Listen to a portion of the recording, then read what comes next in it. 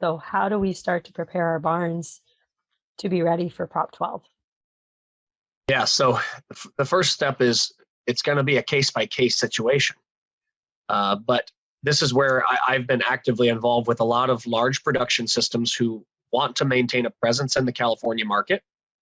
And it's important to remember in this equation that farrowing is not being affected, at least from a compliance standpoint. But from a function standpoint, it's still affected, because if I have to take my gestation barn, which might have sows housed at 14 square feet in a stall or 18 to 20 square feet in most pen gestation facilities, we are still talking about losing the number of animal units that can be housed in a certain, and most of the time in our hog farms, these are built to flow very nicely based on a production capacity. So we end up with a gestation barn that's going to have to shrink in terms of the number of animals it can hold, but we have a farrowing house that's still the same size. So most producers that have existing facilities are faced with a few scenarios. One is they could just shrink the herd to match their gestation facility ability and potentially extend weaning age.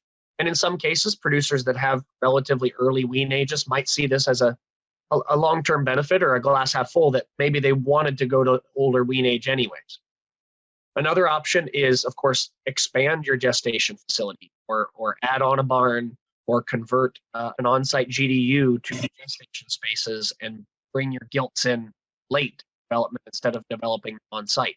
This has been a common approach as a means to try to maintain the same level of production.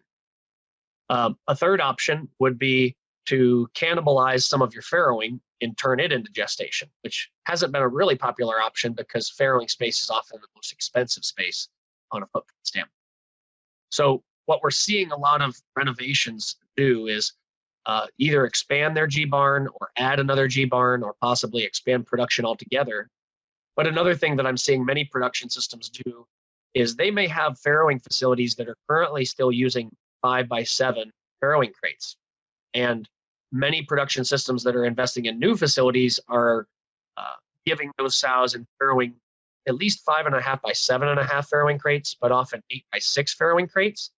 And I think that 8x6 farrowing crate is an important number because that's generally referenced as the size you need 6 feet wide to have a turnaround crate, which allows the sides of the crate to open so a sow can turn around.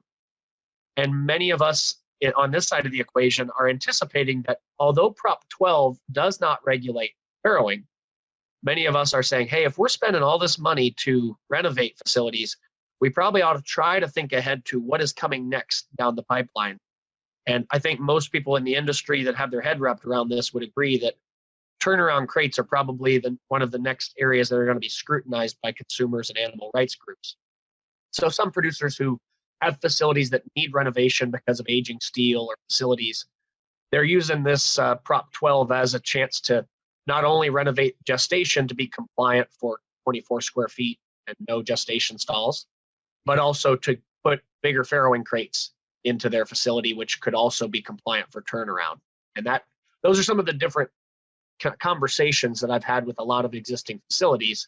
But of course, it depends a lot on whether you have existing fully slatted facilities or partially slatted, how many barns you have. Animal movements also become a very big factor in this as well.